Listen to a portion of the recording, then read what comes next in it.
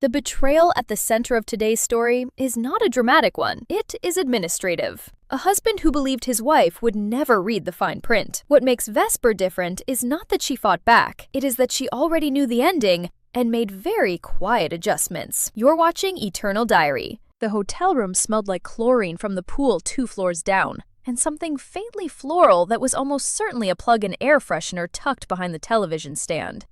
I lay on my back and stared at the ceiling and did not move for a long time. The last thing I remembered, the last thing from the other version of this morning, was the sound of the car hitting the guardrail, the scream of metal on metal, the cold air pouring in through the door that crumpled inward on my side, and Dorian in the driver's seat, hands still on the wheel, perfectly still. He hadn't turned to look at me. That was the detail I kept returning to. Not the ice, not the water coming in. Him, sitting very quietly in his seat, waiting. I turned my head and looked at the clock on the bedside table. 6:47 a.m., September 10th. I knew the year by heart. I knew it because it was the year I had 6 months left in. Or had 6 months left in. Or... I pressed my palms flat against the hotel sheets and felt the high thread count linen slightly damp from a night's sleep and thought, all right. This is now. Dorian was asleep next to me. I could hear the long, slow rhythm of his breathing, the particular rhythm of someone genuinely resting, the sound of a clear conscience. Though I understood now how little that phrase meant when applied to him. He had one arm flung over the pillow above his head in that particular way that used to make me think he was reaching for something in his sleep. I had spent years interpreting that gesture as reaching for me. I understood now what he was actually reaching toward. I sat up carefully. The sheets pulled with a small sound. He didn't stir. I pressed my feet to the carpet. It was the slightly scratchy kind that leaves impressions on your skin if you kneel on it. I had noticed this carpet before. I had noticed it the first time we stayed in room 418 of the Aldercroft Meridian Hotel, 4 years ago, when Dorian had attended his first conference here. He had a conference here every September. We always stayed in 418. The bathroom mirrors showed me a face I recognized, but had not seen uninjured in some time. My left cheekbone was intact. The bruising along my collarbone from where the seatbelt had... I stopped that thought before it finished itself. I turned on the cold tap and held my wrists under it. This was not a dream. I knew the specific texture of this bathroom, the slight looseness of the tap handle, the single gray grout line that ran diagonal through the white tiles on the left wall. One line out of dozens, the only one that wasn't horizontal. And it had always bothered me, in the vague and untended way that small imperfections bother you in places you visit often. I had noticed it the first time. It was there now. I was here. This was September. I had approximately 6 months and 4 days. I needed to think very carefully about what I was going to do with them. I went back to the bedroom and sat in the upholstered chair by the window. The curtains were the heavy room-darkening kind, and through the gap between them, the city was beginning its slow brightening. Not dawn exactly, more the gray increment of early morning light that Aldercroft had in late summer, when the air held the last warmth of August, and the buildings blocked the sun until nearly 8. I sat in that thin, early light, and I made a list in my head. First, what I knew. In the previous version of the next 6 months, I had done 3 things that would contribute directly to my own death. I had signed a joint deed transfer on the house, adding Dorian as a 50% owner of a property that had been mine alone since my grandmother left it to me, a 1920s Victorian in the Herondale district, worth just under $2 million, mine in the simple and exclusive way that gifts from the dead belong to you. I had maintained the life insurance policy I had taken out in year 1 of our marriage, with Dorian listed as the sole beneficiary, because it had never occurred to me to change it, and because, in the way I had been living, things like insurance policies were the kind of administrative task I deferred, without examining the reason for the deferral. And I had allowed myself, quietly and without quite noticing, to drift away from every person in my life who might have helped me. Because Dorian had suggested, gently, always gently, that those people had a way of making things feel adversarial, that I was naturally outgrowing some of those connections, that it was normal in a marriage to reorient. He had never said anything directly cruel about any of them, That was the precision of it.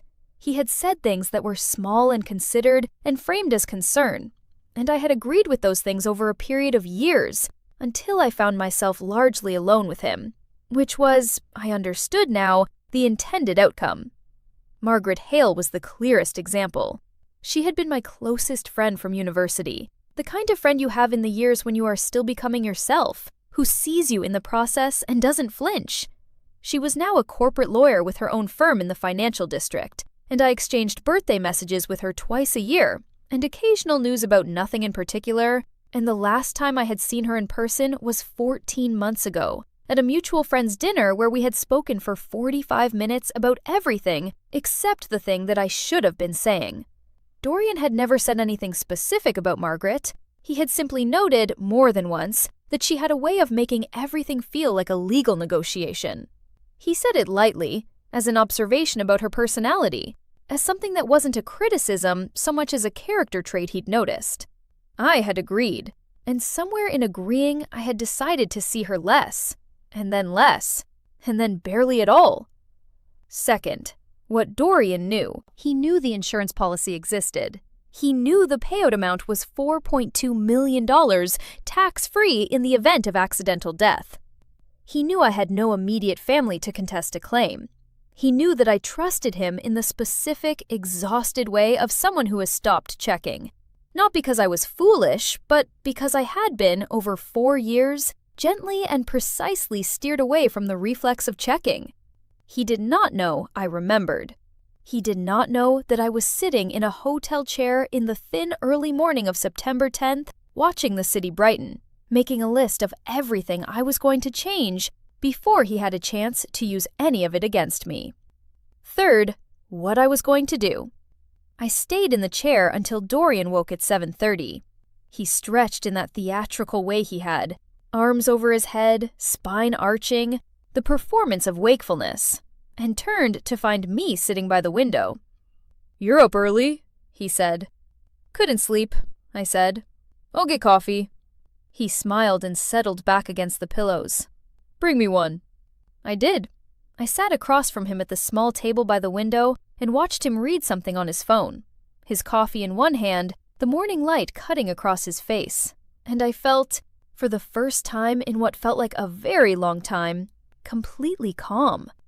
This was the specific clarity people described in extreme situations, the way the mind simplifies when everything depends on it. Everything irrelevant fell away, and there was only the task, which was, by the time Dorian drove us up to the lake house on March 14th, the insurance policy would name a beneficiary other than him. The house would still be entirely mine. My money, the accounts he didn't know the full value of, the inherited portfolio, the savings accumulated over 8 years of working, would be somewhere he could not touch. And before any of it happened, there would be a complete and documented record of what he had been doing for the past 4 years. Not because I intended to confront him. I had no interest in confrontation, in the dramatic sense of the word. What I wanted was something much quieter. I wanted to be alive and solvent when he found out it had all been for nothing. I wanted to watch the specific moment when a person realizes the mechanism they have built with great patience and care has turned on them. I wanted to watch it with my own eyes, and from a position of complete safety. That required staying inside the structure long enough for the mechanism to fire. The conference ran for 3 days. Dorian attended sessions and dinners and the various professional performances that composed his working life. And I sat in the hotel lobby or walked in the gardens around the conference center. And I used my phone to locate things.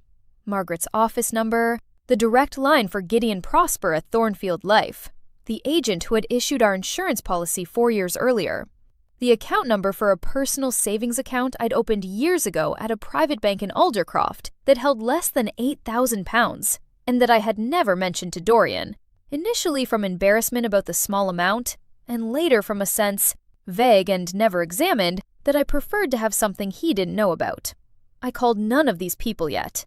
I only found the numbers and saved them, and I felt something settle in my chest. The specific satisfaction of someone who has finally located the scattered components of a thing that was always supposed to be assembled. That night at dinner, Dorian was charming. He ordered wine I liked. He asked about the book I was reading. He touched my hand across the table, and I let him. And I smiled, and I said the things a person says, and I was thinking about the deed to the house. We arrived home on the 13th of September. The house in Herondale was a Victorian built in 1922. 3 floors, original parquet throughout the ground level, a garden that had gone half wild, because Dorian found formal gardens pretentious, and I had eventually stopped arguing about it. The garden was mine too. The rose that had come up along the south wall without any intervention, that was mine. The neglected apple tree, the self-seated foxgloves along the back boundary, the bramble that had claimed the old flower bed. All of it. Mine. I stood in the hall with my luggage and looked at the house the way you look at something you nearly lost. The light through the high stairwell window was the particular amber of September afternoon. The parquet floor was warm underfoot. The house smelled of the slightly dry, papery smell of a house that has been empty for a few days and is reassembling itself. I put my bag down and went to my office on the 2nd floor. My room. The one that smelled of old paper and reference materials, because I was an architectural historian and the work accumulated, which Dorian found earnest in a way that read as mild condescension, and I sat at my desk, and I began. That week I called Margaret. She answered on the 2nd ring. Her voice was exactly the same as it had been, a particular directness, slightly dry, always with the quality of someone who has already thought through what you're about to say and is waiting to hear which version you've chosen. "Vesper," she said. "It's been a while." "It has," I said. "I know that, and I'm sorry for it." There was a pause. Margaret did not fill silences with reassurance. It was one of the things I had valued about her, and had, under Dorian's influence, begun to call difficult. "What do you need?" she said. "I need a lawyer," I said. "And I need it to be someone I trust completely." A pause. Then, "Come to my office, Thursday." Margaret's office was on the 12th floor of a building in the financial district, all glass and gray carpeting and the smell of printer toner that never fully left those environments. She had a corner view. We sat across from each other with our coffees and looked at each other carefully. 2 women who had grown in different directions for several years and were now taking the measure of who the other had become. I told her what I needed. Not everything.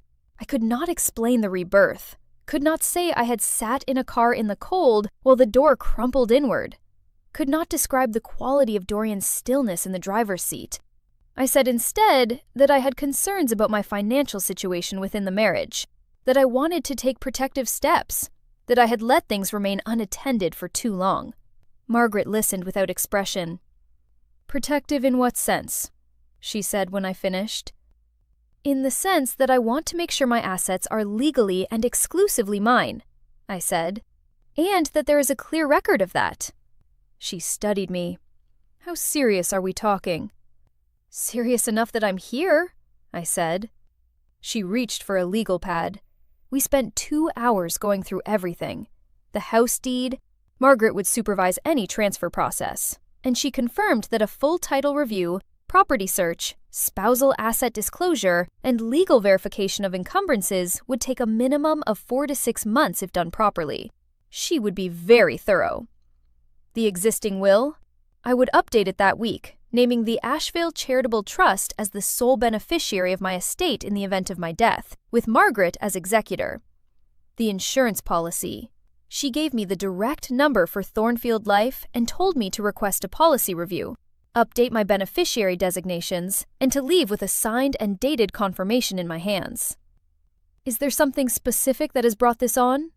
she asked near the end of the meeting, not as an intrusion, as calibration. "The specific thing," I said, "is that I've spent 4 years not paying enough attention to paperwork." "I'm correcting that." She looked at me for a moment with an expression I couldn't entirely read. Then she said she would have her assistant send a summary of everything we'd discussed, and we would meet again in 2 weeks. I shook her hand. In the elevator going down, I exhaled properly for what felt like the first time in months. The first time, if I was being precise about it, in much longer than 6 months. The meeting with Gideon Prosper happened on a Tuesday, 3 weeks after we came home from Aldecroft. His office was in a low building near the train station. the kind that smells of carpet shampoo and has motivational prints on the walls in standardized frames. He had a wide, pleasant face and the efficient demeanor of someone who has explained policy documents several thousand times and has reached an equanimity about it. He pulled up our policy on his screen. 4.2 million. Term life, issued 4 years prior, sole beneficiary, Dorian Heath. "You want to change this?" he said. "Yes," I said. "I want to update the primary beneficiary to the Ashfield Charitable Trust." He looked up. "Is the trust already established?" "It will be by the time the paperwork is processed," I said. "My attorney is handling formation documents." He nodded and began pulling up the change of beneficiary form. It took 20 minutes to complete. At the end of it, he handed me a copy, dated the 27th of September, signed by both of us, stamped with Thornfield Life's processing seal, and told me written confirmation would arrive by post within 10 business days. I folded the copy and placed it in the folder I had brought, which also held my updated will, a recent statement for the Aldercroft personal account, and a photograph I had taken 3 days prior of a text message I had seen on Dorian's phone. I want to be accurate about how I came to see that message. My own phone battery had died at dinner, and I had borrowed his to look up a restaurant number. The message was already on the screen. Unlocked, visible, from a contact saved only as I. It read, "Does she know about the account?" I had looked at it for 4 seconds. I had found the restaurant number. I had handed the phone back, and later, when Dorian was in the bathroom, I had opened my own phone and typed the exact wording into the notes application. In the weeks that followed, I had looked at my notes for the contact name, and I had thought about who it might be. I had thought about it with the particular focused quality of someone who already knows the answer and is waiting for the confirming detail. The Ashfield Charitable Trust, named for the street my grandmother had grown up on, which was the only address in her life that had ever felt entirely hers, was established 11 days after my meeting with Gideon Prosper. Margaret handled the formation documents herself, working with a colleague in estate law. The trust's stated purpose was the support of literary education programs. Its trustee was Margaret. I was the grantor. The written confirmation from Thornfield Life arrived on a Tuesday morning. I opened the envelope at the kitchen table while Dorian was upstairs. The named beneficiary was the Ashfield Charitable Trust. The effective date was the 27th of September. I put the confirmation in the fireproof lockbox in my office closet, which sat behind 3 archival boxes from a project I'd completed 2 years ago. The room smelled of those old paper materials, a smell Dorian had never liked. He never came in here. I put the lockbox at the back, and I put the archival boxes in front, and I closed the door. I want to describe Dorian fairly because fairness matters to me, even now, and in some ways especially now. He was not obviously a bad person. He was handsome in the specific way of men who have known this since childhood and built an entire operational identity around managing the asset. He was charming at dinners and focused in the way that could feel like genuine attentiveness. And he had, in the early years, a quality of concentrated presence, when he gave it to you, that felt like being seen and understood. What I understood now was that the attention had always been instrumental. He was very good at identifying what was required to secure what he wanted, and very good at providing exactly that amount of it. No more. The affair with Isolde had existed in my peripheral vision since the 2nd year of our marriage. I had known in the particular deniable way, the way where your body registers something your mind refuses to name. Isolde Camellia. She had been at university with both of us, closer to him than to me in the year before Dorian and I got together, though I had known her longer in calendar terms. She worked in corporate communications now. She was tall, always composed, the kind of woman who wore the same neutral palette year-round and never looked underdressed for any occasion. She and Dorian had stayed in professional contact. I had accepted that phrase as a category I didn't need to examine. In the current version of events, I opened Dorian's laptop calendar while he was in the shower. He left it logged in on the kitchen table in the mornings, which was either carelessness or, I sometimes thought, the unconscious behavior of someone who has calculated that his wife doesn't look, and I counted 11 strategy lunches in the past 6 months. 11. Average noted duration, 2.5 hours. I photographed each calendar entry. I added them to the folder in the lockbox. Then I searched Isolde's name in the same calendar and found her listed as a participant in 4 of the 11 lunches. The other 7 were listed simply as WC Internal, Wyndham Consulting Internal, which was Dorian's firm. I photographed those entries as well. The question I sat with through those early weeks of October was what I ultimately intended to do with all of it. The insurance change was done and permanent. The house deed was in the slow machinery of Margaret's thorough review. My own money was moving, gradually and in small amounts, to the Aldercroft private account. But the documentation, the evidence of the affair, the evidence of the hidden account I had not yet located but strongly suspected. What was the destination of all of that? I had 2 options, and I was honest with myself about both of them. I could take everything to a divorce attorney in October and walk out cleanly with 6 months still to spare. Or I could wait. I chose to wait, for a reason I found difficult to articulate cleanly, but that felt, when I examined it, necessary. If I walked out now, Dorian would know something had changed. A person who has built a plan carefully does not simply accept the plan's dissolution without recalibrating. He would understand that I had moved before him. He might accelerate. He might pivot. He might do something I hadn't anticipated because I had created a situation he hadn't planned for. But if I waited, if I let him believe the structure was unchanged, that I was still the person I appeared to be on the surface, then I would know exactly what he intended to do, and I could be exactly prepared for it. And there was the other thing. The thing I was less proud of, but honest enough to acknowledge. I wanted to be there when he found out. I wanted to be in the room, or close to it, when the mechanism turned on him. Not with satisfaction exactly, or not only satisfaction, with the particular quiet of someone who has done a piece of difficult work and wants to see it completed. November. The light in Herondale went flat and gray. The garden went properly wild with leaf fall, and the wet earth smell of autumn settled over the district.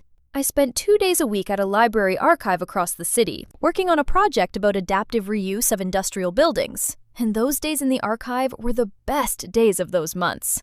The smell of cold air and old paper, and that particular dry sweetness of materials preserved past their expected lifespan. Nobody at the archive knew anything about my marriage. Dorian's strategy lunches in November numbered 14. He was also, I noticed, spending more time on his phone in the evenings, with the screen angled incrementally away from me. Not dramatically, just slightly. A small and perhaps unconscious adjustment that I registered without comment. In early November, his briefcase fell off the chair in the hall, and 2 folders slid out across the floor. I picked them up. I read quickly, because I had been expecting to find something, and expected things require less processing time.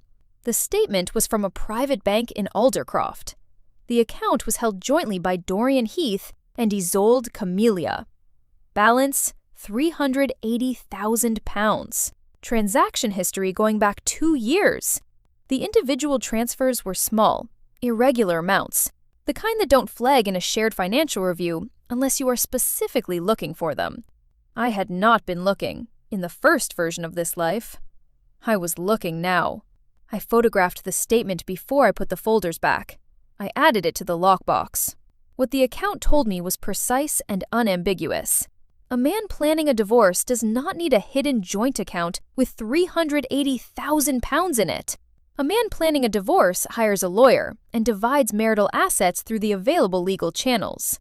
The hidden account was built for something else. For a life that was to begin after a specific event, funded by a payout that would arrive in addition to whatever had already been accumulated.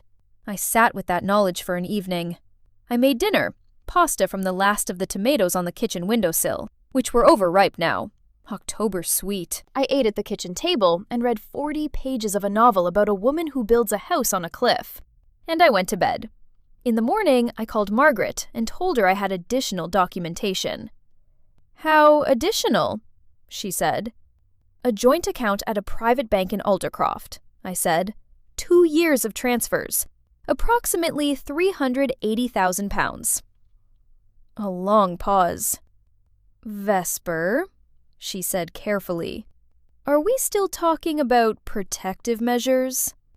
"We're talking about comprehensive documentation," I said. Another pause. "I'll have Ferris Cormac contact you," she said. "He's in family law. He's the best one I have." "Not yet," I said. "I'm not ready for that step. I just want everything in order." She didn't push. This was why I trusted her. I want to describe the specific texture of those months because it matters for what came later. What it felt like to live inside the frame of something you already knew the end of. Every morning I woke up next to Dorian, and I knew, with the flat and private certainty of someone holding a spoiler they cannot share, exactly what he was working toward.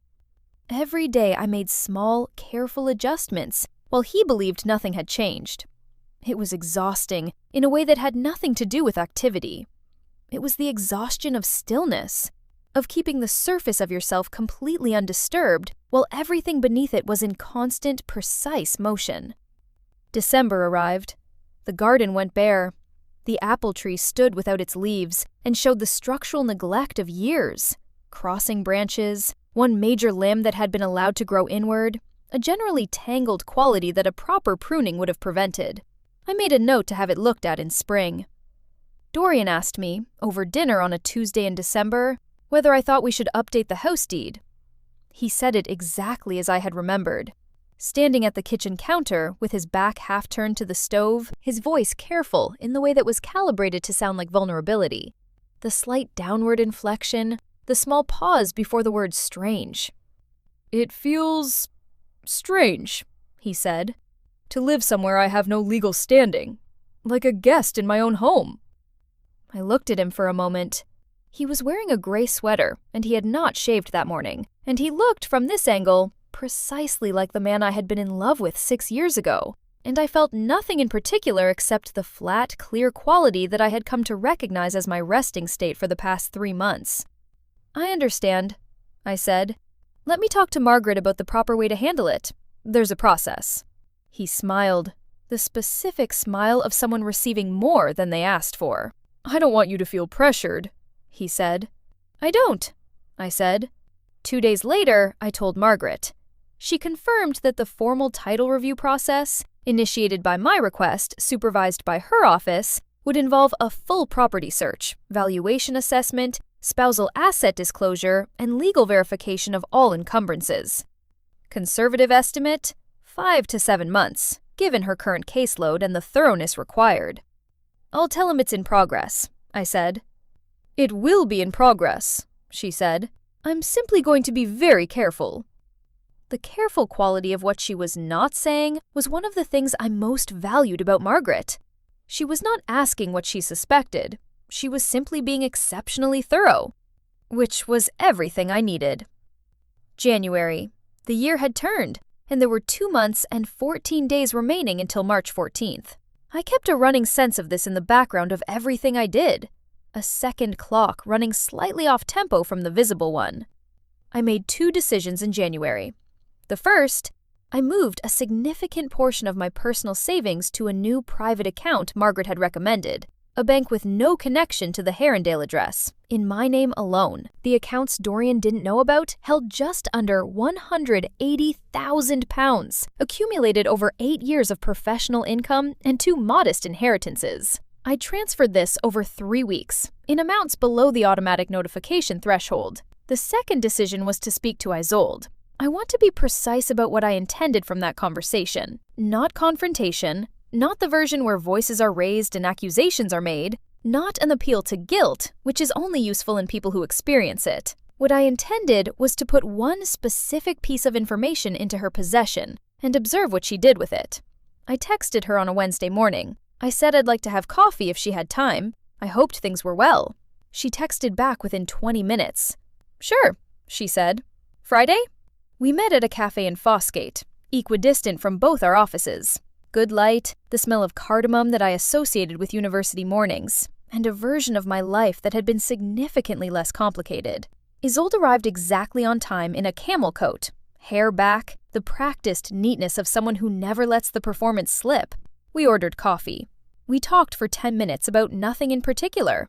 I watched her face during this time, because Isolde's face was very controlled. But control under pressure always produces 2 specific signals: a slight over-precision in posture and a quality in the eyes, when they find your face, that is not quite guilt but sits just adjacent to it. The awareness of a person who knows they are inside a situation that has not yet been named. I found both signals.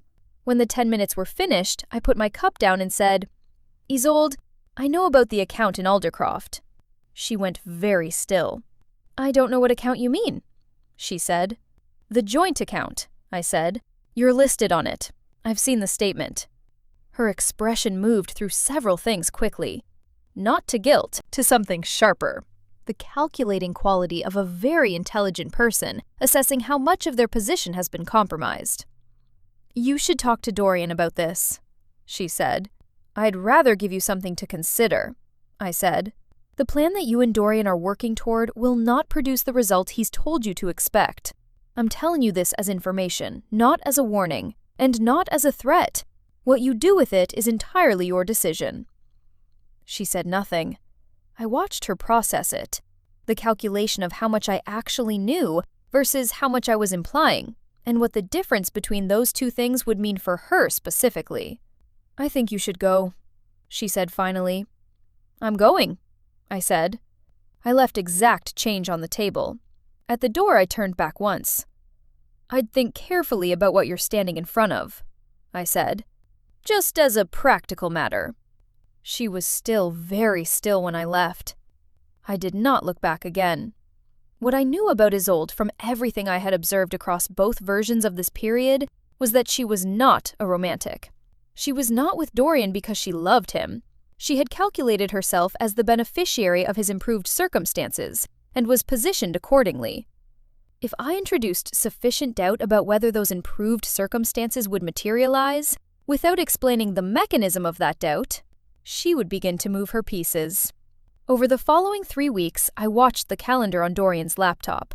The January lunches dropped from their previous pace. 4 in the first 2 weeks, to 2, then 1, then nothing for the final week of the month. Something had shifted. Dorian noticed. He became more present in February, which was not what I had expected. I had expected him to be more absent, to be recalibrating elsewhere. Instead, he was at home in the evenings, with the deliberate quality of a man reviewing a position.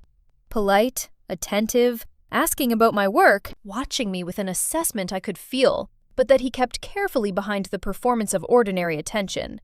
He asked twice in February whether Margaret had made progress on the deed review. I said yes, it was moving along, but these things took time. He accepted this both times, but the tightness in the set of his jaw had been there since early February, and the intervals between his phone checks had shortened. I did not change anything. I cooked dinner, I went to the archive, I worked on my project. I slept next to him every night, and I was, from the outside, exactly the same person I had always appeared to be. Valentine's Day. He took me to a restaurant in Westmere, the one we had been to on an anniversary years earlier, when everything between us was still in the version I had believed in.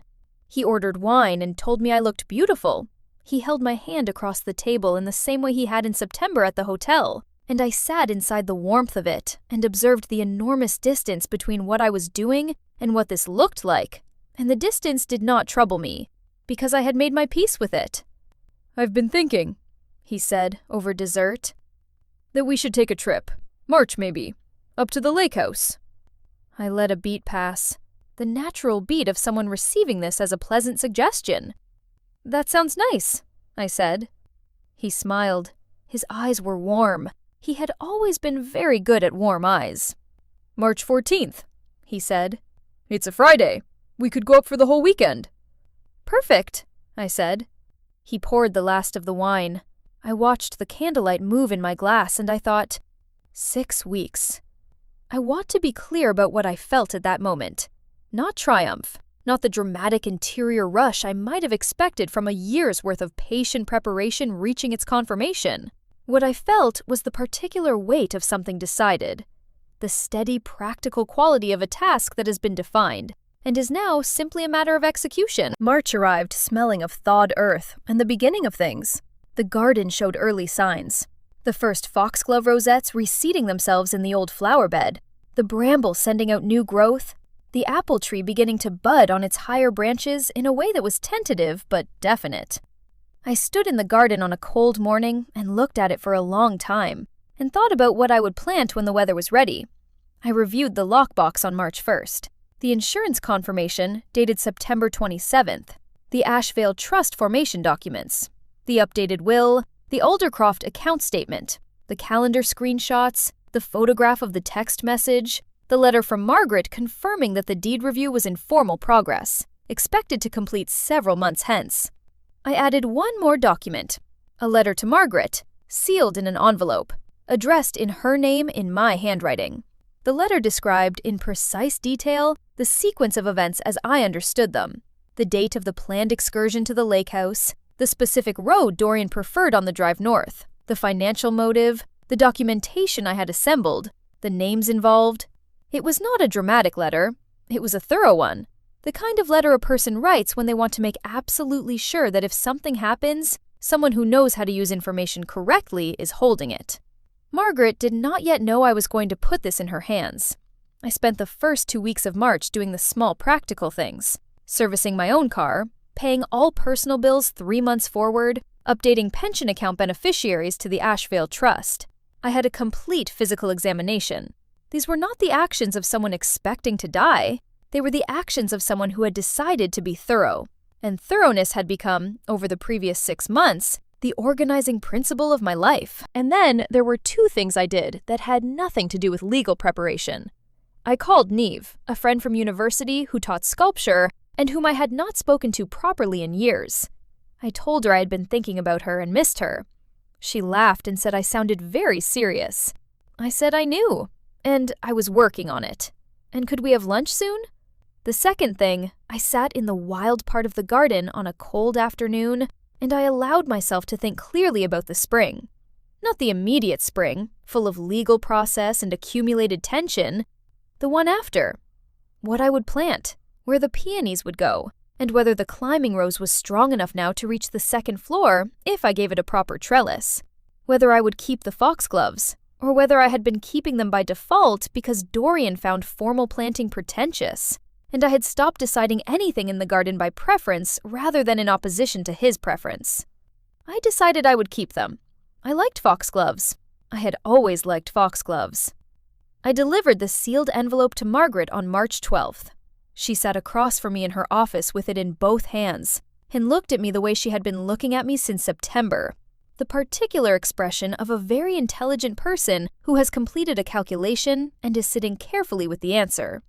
"Vesper," she said. "I can't explain it fully," I said. "I'm asking you to trust me." She held the envelope for a moment. Then she placed it in her desk drawer.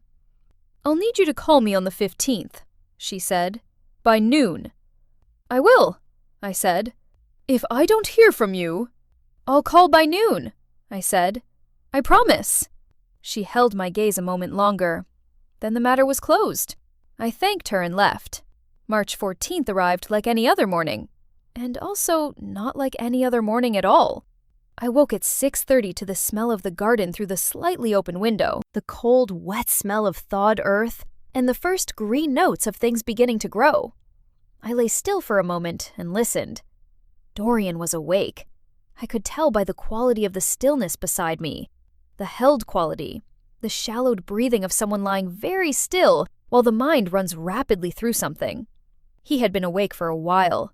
He was running through a sequence. I recognized that stillness. "Morning," I said.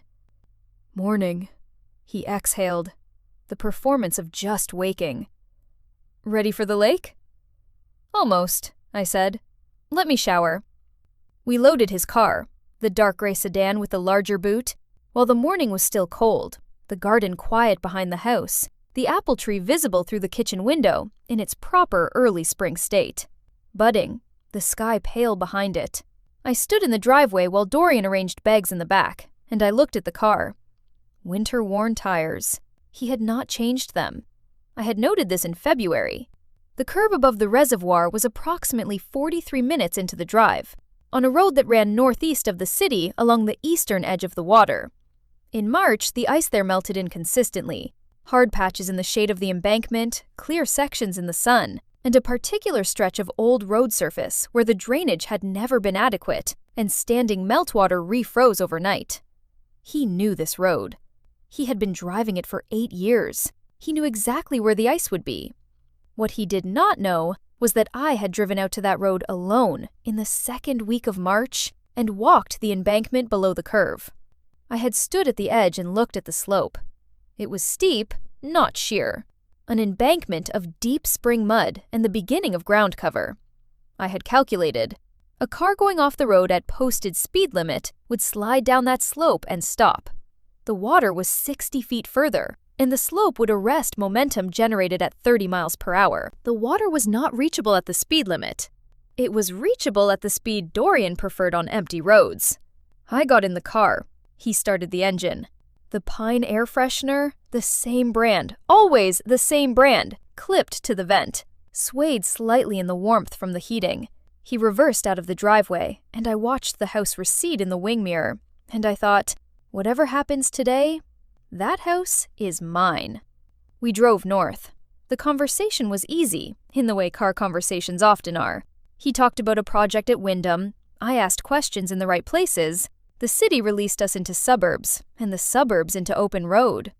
I watched the road and kept a running sense of time and distance. The reservoir road began 31 minutes out. The trees came in on both sides, and the light changed. Cooler. The flat gray of overcast sky through the canopy. And through the gaps between the trees, the water showed in glimpses. Gunmetal and still. The road surface here was older than the approach road. It had not been resurfaced in years. 40 minutes. The curve was ahead. I felt Dorian shift his weight in the seat. A small adjustment of his hands on the wheel. Not dramatic. The kind of adjustment a person makes when they're preparing for something that requires a specific coordination. I pressed my back against the seat. My feet were flat on the floor. My seatbelt was properly positioned across my collarbone and lower across my hip. I had checked it twice. 42 minutes. The curve appeared. The long left sweep with the old guardrail to the right and the slope beyond it. And through the gap in the trees, the far glint of water. The road was dry in the center. On the right edge, in the cold shadow of the embankment, the flat gray gleam of ice. The engine surged. I felt it in my chest and spine. The deliberate press of acceleration, the seat pushing back into me. He was taking the curve wide, drifting toward the center, and then, at the apex, toward the right, where the ice was. One hand on the door grip, one in my lap, back against the seat. The car hit the ice. The back end stepped out in the instantaneous lurching way of traction lost. The yaw of the rear axle. Dorian corrected once, the automatic response, and then he let his hands go still. I felt the deliberateness of that stillness, the decision in it. The guardrail arrived. The impact was lower and slower than my memory of it. The car caught the barrier midway along its side rather than at the nose. The old guardrail crumpled. The outer upright deformed, and the car pushed through and onto the slope, and then we were tilting, the front diving, and I was thrown against the door and against the seatbelt, and I held myself braced, and then we hit something hard in the slope. A rock, a root, some piece of the buried structure of the hillside, and the car lurched and rotated and stopped. Silence. The engine was still running. The air freshener swung from the vent. Through the cracked windshield, I could see the reservoir water 60 feet below, partially framed by trees. We had not reached it. I held very still for a moment and took inventory. Shoulder bruised from the seatbelt. The impact had been direct, and I would feel it for several days. Left temple lightly caught the side window. Nothing else. Nothing that would not heal. I turned. Dorian had hit the steering wheel. The airbag had deployed, and he was conscious. Blinking, processing, but there was blood on his forehead from a laceration, and he was moving carefully, with the caution of someone whose ribs had taken impact and were currently delivering an assessment of the damage. "Dorian," I said. He turned and looked at me, and for one moment, entirely unguarded, the performance completely absent, he looked at me with an expression that had nothing to do with pain or fear or the relief of seeing someone alive. He looked at me with the raw, flat expression of a calculation that had failed, and in that expression was everything I had ever needed to understand about the past 4 years. And I looked back at him steadily and did not say a word. Then it shifted. The warmth came back up. "Oh God," he said. "Are you hurt? Are you all right?" "I'm all right," I said. "We need to call for help." I called the emergency services. I described the location precisely. I had memorized it in the week before. I sat in the tilted car on the slope with the reservoir below and the cold air coming in from the damaged side, and I waited with the same stillness that had carried me through 6 months of careful and patient work. The ambulance came first, then the recovery vehicle. Dorian had a concussion, 2 fractured ribs, and a laceration requiring stitches. I had a bruised shoulder and a bump on the left temple. We were taken to the hospital in Wyndham and examined, and by late afternoon, we were both in the same recovery room waiting to be discharged. The hospital room smelled of antiseptic and the slightly stale air of rooms where the windows are sealed. Dorian lay in the bed nearest the door, bandage on his forehead, expression arranged in its default warmth. He reached for my hand when the nurse stepped out. I sat in the chair by the window and let him reach without moving toward him. He asked about the car, about whether I was really all right, about whether we should call anyone. I answered each question with a specific and moderate version of the correct response. Careful responses. Responses that matched the surface of the day. He watched me. The particular attentiveness of someone trying to determine what I knew. "Vesper," he said at some point in the late afternoon. "Yes?" "You seem very calm."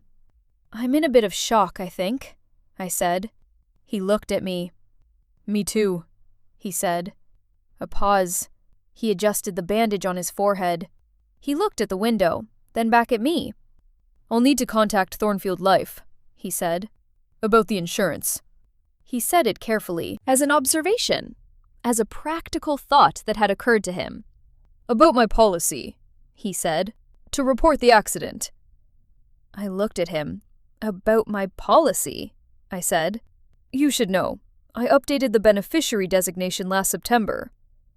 He went very still. "The Ashvale Charitable Trust is the named primary beneficiary," I said. "I updated it on the 27th of September. The confirmation is in my files at home. Dated, signed, processed." He said nothing.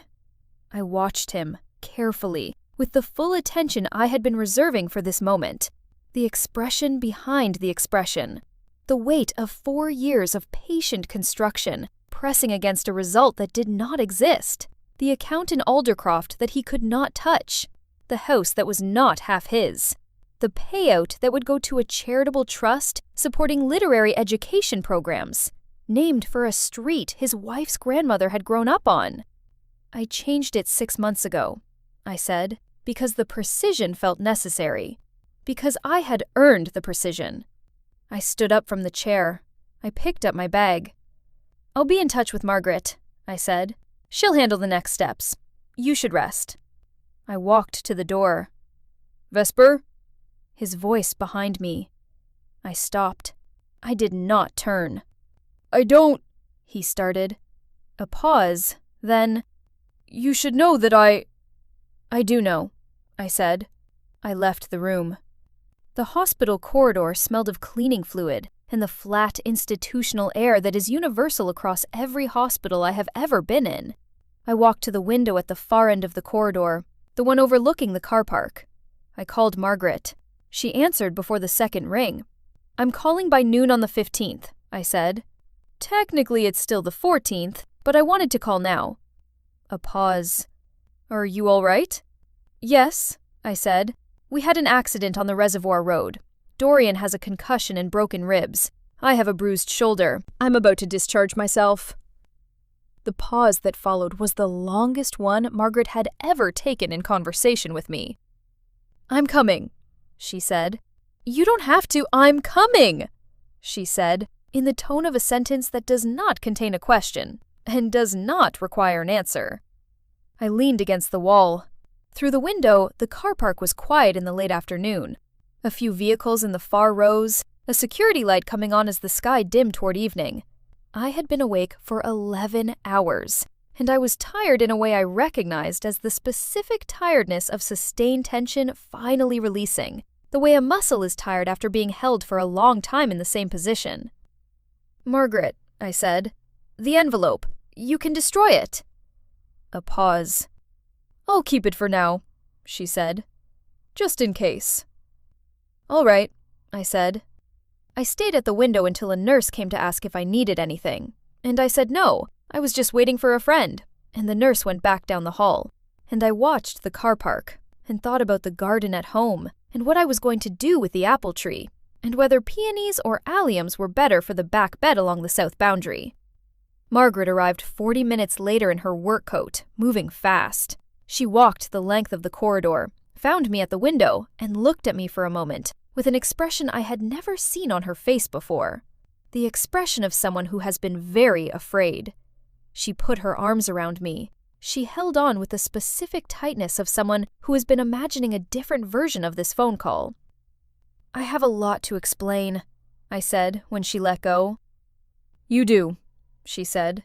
"Not tonight. Tonight, I drive you home." She drove me home in her car, which smelled of leather and the cold coffee she'd had in the cup holder since morning. The city reassembled itself around us as we came off the reservoir road onto the main route south, and I watched the lights come on across the buildings and felt the tiredness settling properly now, the clean and conclusive tiredness of something finished. The house in Herondale was dark when we arrived. I turned on the hall light and the kitchen light and the garden lamp that illuminated the south wall. Margaret put the kettle on without asking. I sat at the kitchen table, my table, in my kitchen, in the house that was entirely and exclusively mine, and I looked at the window where the tomato pots would go when the weather was ready, and I thought about nothing in particular. While the kettle boiled, Margaret sat across from me. "Do you want to tell me anything tonight?" she said. Not as pressure, as an open door.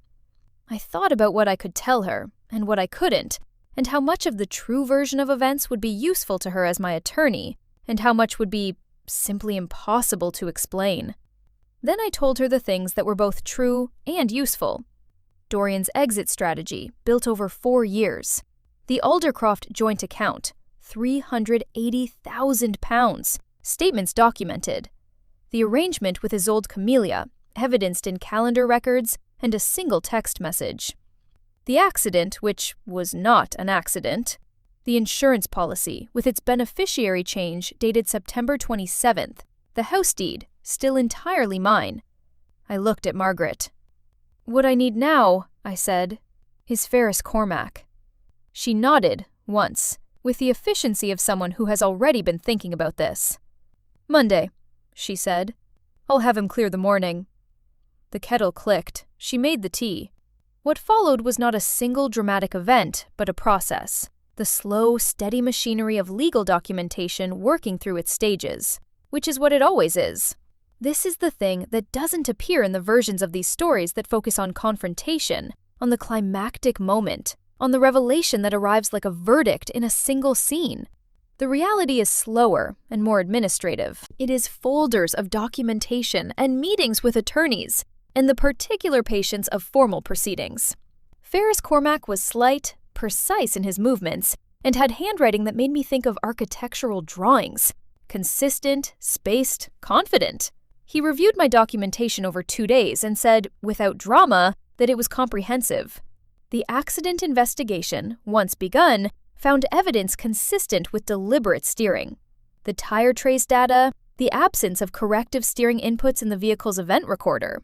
Dorian's attorney was competent and did the work required of them, but the financial documentation was more durable than the accident investigation, because it established a pattern across 4 years that was genuinely difficult to explain away. The divorce proceedings took 8 months. I remained in the Herondale house throughout. Margaret had a locksmith change the relevant hardware within the week of the accident. Dorian recovered from his concussion and his ribs, moved into a rental in a different part of the city, and appeared twice in those first weeks to attempt a version of warmth, calling with the particular apology that was constructed to feel like a door opening, an invitation to step back through. I listened to it the first time, the way I had always intended to. The apology was well crafted. He had clearly thought carefully about the specific phrasing. I sat with the phone against my ear, and I heard it out to the end. Then I hung up. The second call I did not take. The Aldercroft joint account was divided in the financial settlement. It counted as a marital asset, and I received half, £190,000, which went directly into my private account. The house remained in my name alone, as it had always been. The insurance policy beneficiary remained the Ashvale Charitable Trust, where it would stay. Dorian received his personal accounts, his car, and the contents of whatever he had managed to take from the house in the brief window before the locks changed. I found out afterward that he had taken 3 bottles of good wine, all of his suits, and a first edition novel he had given me as a birthday gift. A book I had loved, which he had apparently always considered partly his. I stood in front of the gap on the shelf for a moment. Then I went to an antiquarian bookshop and found an earlier printing of the same title, which was in better condition. I put it on the shelf. I planted the garden in May. Not just the tomatoes. Those went back in the window pots in their usual place. But the back garden, which I had been allowing to go wild under the passive influence of someone else's opinions. I hired a garden designer named Petra, who spent the first consultation sitting in the overgrown section with a notebook, saying very little, looking. I liked her immediately. She designed something that was partly wild and partly deliberate. The foxgloves kept, the bramble brought under management, new plantings of things that came back reliably each year, peonies along the south boundary, alliums in the middle beds, a climbing rose given a proper trellis on the south wall, which had been reaching in the right direction without support for years and now had the structure it needed. The apple tree was pruned properly, for the first time in years. Petra spent an afternoon on it with the careful focus she brought to everything, removing the crossing branches, opening the center to light, showing me afterward what it had looked like from the inside. The crowded growth, the wasted space. It was good work, the kind you can see as you do it. I finished the adaptive reuse project in July, and it was accepted for publication in an academic journal I had wanted to be in for 5 years. I told Neve about it at lunch. We were meeting regularly by this point, every few weeks, in the easy way of a friendship that had been interrupted rather than ended, and was now simply resuming. And she asked why I was thanking her when she hadn't done anything. I said she had. She just didn't know it.